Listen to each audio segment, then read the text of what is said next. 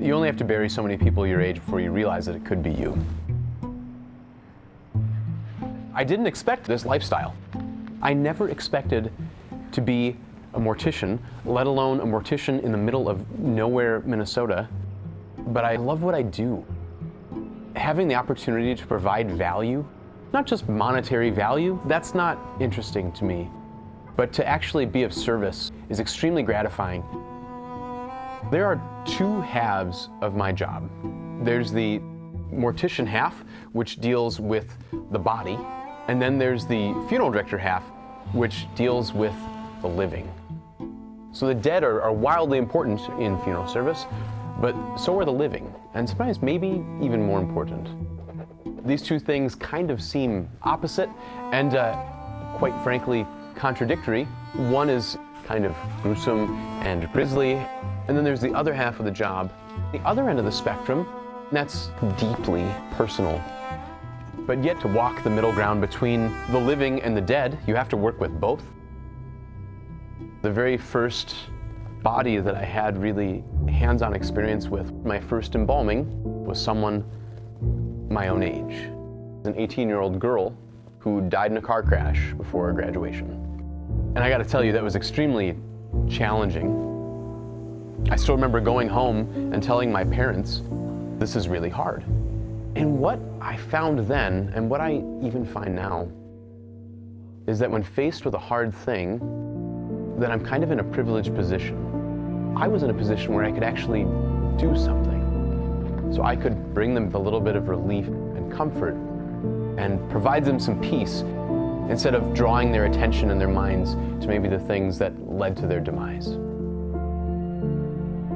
Here, where I know the families, being in a small town in Warren, everything kind of becomes personal all of a sudden. You end up knowing almost everybody who comes through the door. So if you don't know the deceased, you certainly know some of their family.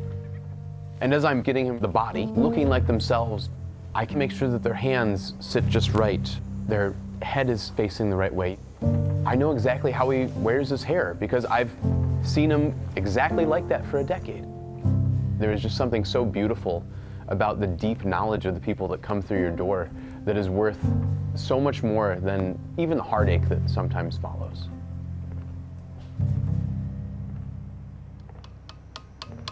This is for Peter Hefta, who died in 1888 and was buried in 1962. It's important to mark a grave. I think there's something to be said about living memory. I take care of one of the cemetery maps in my town, the Catholic cemetery. And looking through the records at the cemetery, I found that there are 5 unmarked graves.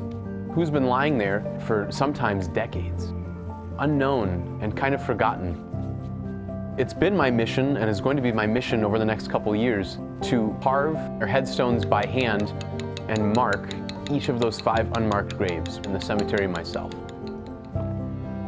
Who you are, who you are remembered as, only lasts for as long as the last person who knew you.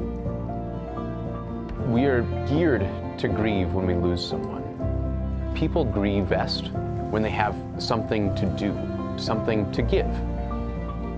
Maybe holding an urn and passing it around at the graveside. Maybe shoveling dirt into the grave, or even give a eulogy.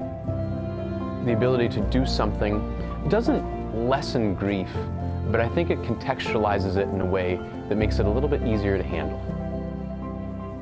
In the grand scheme of things, I have all the things I need, some of the things I want.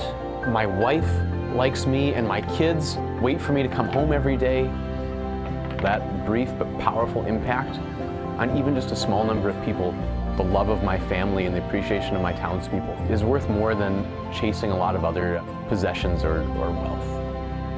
I have seen a lot of lives come and go, and the old adage of you can't take it with you is just terribly true